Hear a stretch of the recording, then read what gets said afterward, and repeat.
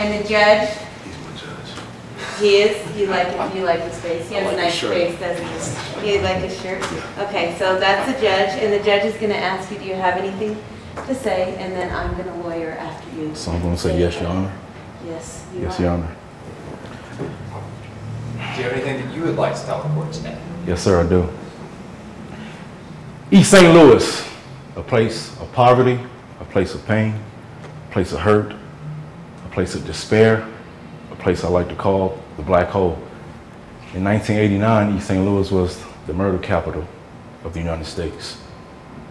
My mom had me when she was 16 years old. I'm the oldest of 5.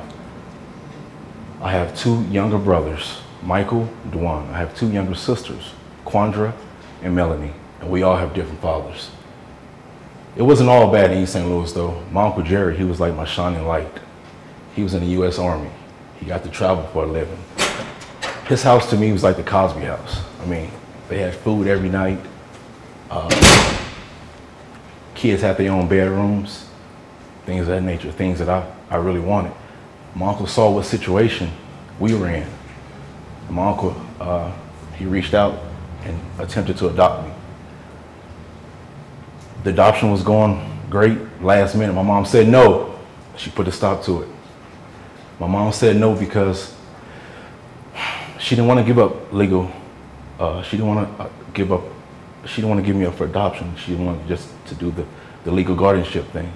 And the U.S. Army wouldn't have it. They wouldn't have me travel abroad unless I was legally adopted. Even from that point, I knew that my life would never be the same. From that age. Life moves on. Age 13, I'm transporting marijuana for my uncle on my bicycle. I would go from place to place, drop off, pick up $20. For every package I dropped off was $20. For every package I picked up was $20. I used to take that money back and I would help my mom buy food sometime. I would get haircuts for me and my brothers, things of that nature. This was my Uncle Bobby. This was my mom's brother. Had me delivering packages at the age of 13. Age 16, my Uncle Bobby was sentenced to the federal penitentiary. So I stepped up where he left off at. By this time, I'm selling cocaine, still selling marijuana, and I'm also packing. As you can imagine, school wasn't that important to me. School fell by the wayside. I really didn't care about going to school, didn't have any desire. I'm sitting in my bedroom one day, and my mom said, "Here, somebody want to talk to you." And it was my grandmother, my grandmother Dorothy. She said, my grandmother, she's probably about 4'11". She's a little woman, you know, dressed like an old woman. Like I said, she's a little woman, but she's a big woman in the smallest package that you ever come across. You know, the most loving woman you're ever gonna meet in your life.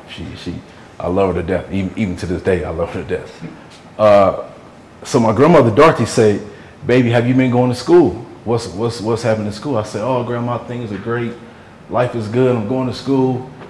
And I went on with a 3-minute spiel, lying basically, not want to hurt my grandmother's feelings. My grandma cut me off short. She said, "That's not what I heard." She said, "I've heard you've been not going to school, that you're not passing, that you're doing this, that you're doing that." And I said, "Whoa,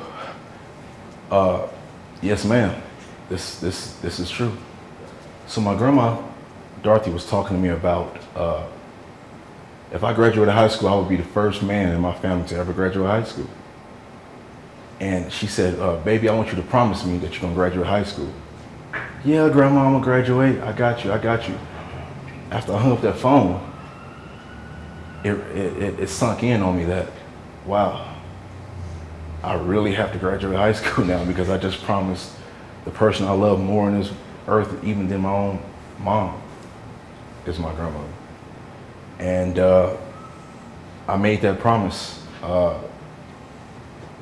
I graduated high school.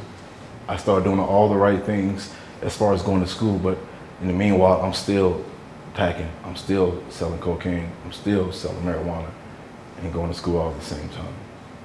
1994, they called my name to receive my diploma, My grandma was the first one there, stood up, tears in her eyes, gave me a hug and told me how proud she was of me, man. That was it.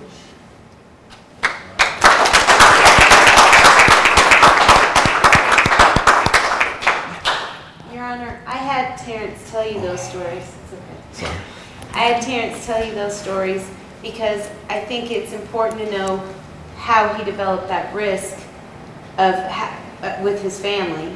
He does have some dysfunction in his family. I mean, his mother was 16 years old. They came up together. His grandmother raised them together. He was raised in a family with his aunts and uncles. It was a family full of teenagers. He didn't have a bedroom. He slept on the couch. And so, of course, his LSI score reflects some instability in his family and reflects some problems with finances and with accommodation, because that's how he came up. And that wasn't his choice. At 8 years old, he was ready to have family stability and to have that accommodation, and he would have loved to have scored 0. But he didn't have that choice. That choice was taken from him. And as he told you, he knew that that was going to be a problem, and he knew that things were going to be different, and that was just taken right out from under him. Had he had his choice, he would be scoring a flat 0 on those, but that choice was taken from him. And the other story, I think, reflects a strength for him, because he does have a strength in his Uncle Jerry. His Uncle Jerry, who wanted to adopt him, is here in the courtroom and has been on every occasion, and that's who posted his bond. But the story about his grandmother also shows some stability in the fact that he made a promise to her, and he can keep his promise, and he can follow through. And his grandmother is relying on him to keep his promise to you, Your Honor. And his promise to you is that if you give him a chance in this community, he will follow through, just as he did in his promise to his grandmother. And he sure doesn't want to break another promise to his grandmother, and he's not going to break his promise to you. Good.